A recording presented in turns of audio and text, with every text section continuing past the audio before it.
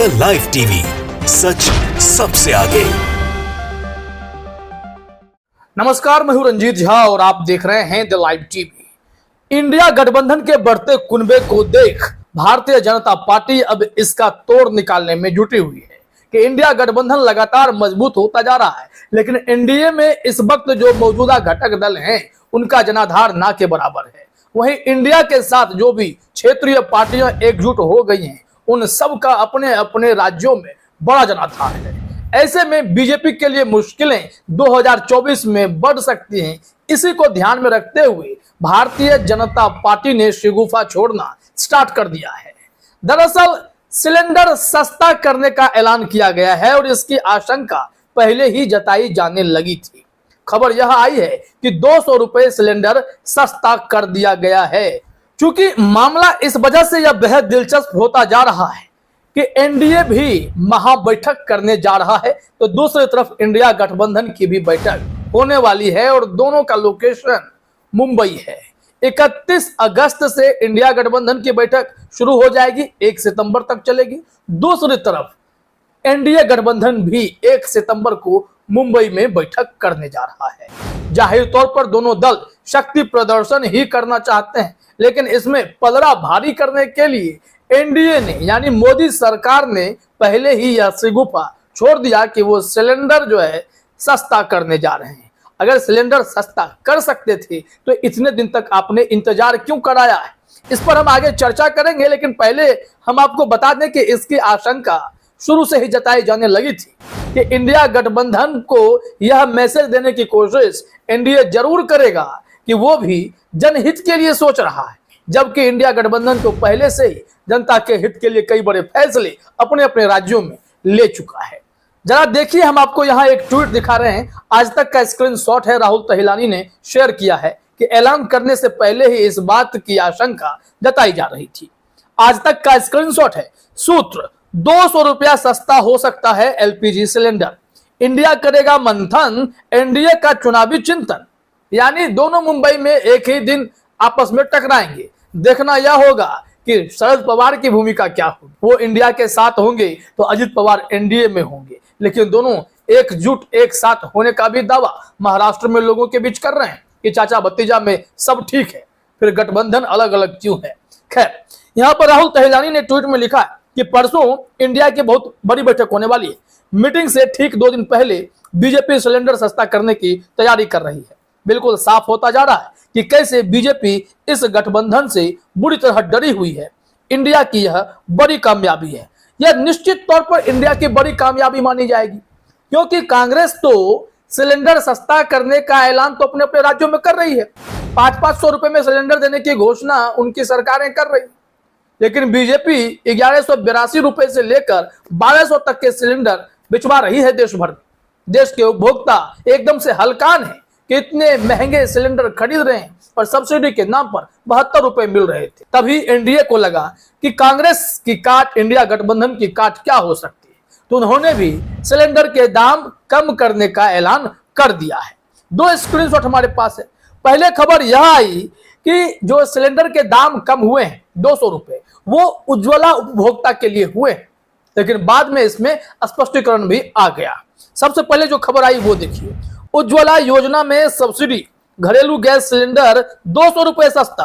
Modi cabinet ने बड़ा फैसला लेते हुए उज्ज्वला योजना के तहत घरेलू गैस सिलेंडर पर 200 रुपए की सब्सिडी को मंजूरी दी है। इसका मतलब है कि उज्ज्वला योजना के लाभार्थियों के घरेलू गैस सिलेंडर की कीमतें 200 रुपए तक कम हो जाएंगी। हाल ही में विपक्ष की ओर से भी सवाल उठाए गए थे कि उज्ज्वला योजना के तहत लोगों को गैस कनेक्शन तो दे दिए गए, लेकिन लाभार्थी महंगे गैस भरा ही नहीं पाते। और फिर यह चर्चा जब मीडिया में चलने लगी, ये तो सिर्फ उज्ज्वला उपभोक्ता को ही लाभ मिला है, देश के आम कंज्यूमर का क्या, उन्हें क्या हुआ है? तो मोदी सरकार यहां समझ गई थी कि पैतरेबाजी कहीं उल्टी न पड़ जाए। इस वजह से वो आम लोगों के लिए, आम उपभोक्ताओं के लिए भी 200 रुपए सिलेंडर सस्ता करने का एक ऐलान कर दिया और इस मामले में स्पष्टीकरण भी दे दिया गया। जरा देखिए स्पष्टीकरण जो आया। बिग ब्रेकिंग, सबके लिए सस्ता हुआ घरेलू सिलेंडर, 400 की सब्सिडी। केंद्रीय मंत्री अनुराग ठाकुर ने जानकारी दी है कि घरेलू सिलेंडर की कीमत सभी के लिए 200 रुपए घटाई गई, सभी तरह के उपभोक्ताओं को इसका लाभ मिलेगा। वहीं उज्ज्वला उपभोक्ताओं को पहले से ही 200 रुपए की सब्सिडी दी जा रही थी, इसलिए उन्हें 400 रुपए की राहत मिलेगी। तो खबर बेहद दिलचस्प होगी। दरअसल कांग्रेस अपने राज्यों में सिलेंडर की कीमत सीधे तौर पर चुनाव के दौरान ही घोषणा कर देती है और ऐलान कर देती है कि हम सिलेंडर आपको 500 रुपए में ही देंगे, हम आपको बिजली बिल में भी राहत देंगे, हम स्वास्थ्य योजना का भी लाभ देंगे, महिलाओं को पेंशन भी देंगे। तो जन कल्याणकारी योजनाएं कांग्रेस लागू करने में एकदम से आगे आ गई। ऐसे में बीजेपी, जो अब तक ऐसी योजनाओं को मुफ्त की रेवड़ी कहा करती थी कि ये सरकारें कांग्रेस की मुफ्त की रेवड़ियां बांटती हैं, ये आम आदमी पार्टी की सरकारें मुफ्त की रेवड़ियां बांट देती हैं, ये सब सही नहीं है। तो फिर अब कैसे इन लोगों को यह आइडिया आया कि सिलेंडर की कीमत कम कर देते हैं। दरअसल मध्य प्रदेश में भी चुनाव होने वाले हैं और इस वक्त यह शिवराज सिंह चौहान भी महिलाओं से ऐलान कर रहे हैं कि आपके लिए हम बहुत कुछ करेंगे, सिलेंडर मुफ्त देने तक की बात कर रहे हैं, एकदम 500-500 रुपए में सिलेंडर पहुंचाने की भी बातें कर रहे हैं। तो कई तरह की योजनाएं बीजेपी भी लागू करने में उतारू हुई हैं। लेकिन यह अच्छी बात है कि कम से कम इंडिया गठबंधन के दबाव में ये सरकारें, खास करके भाजपा शासित सरकारें, सिलेंडर की कीमतें तो कम कर रही हैं।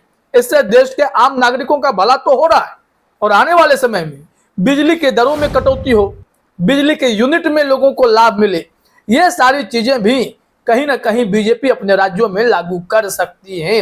आप देखिएगा, दरअसल इंडिया गठबंधन का कुनबा जिस गति से बढ़ता जा रहा है वो बीजेपी के लिए परेशानी का सबब ही बनता जा रहा है। इंडिया गठबंधन में इस वक्त बीजेपी के पुराने सहयोगी शिरोमणि अकाली दल भी शामिल हो सकते हैं।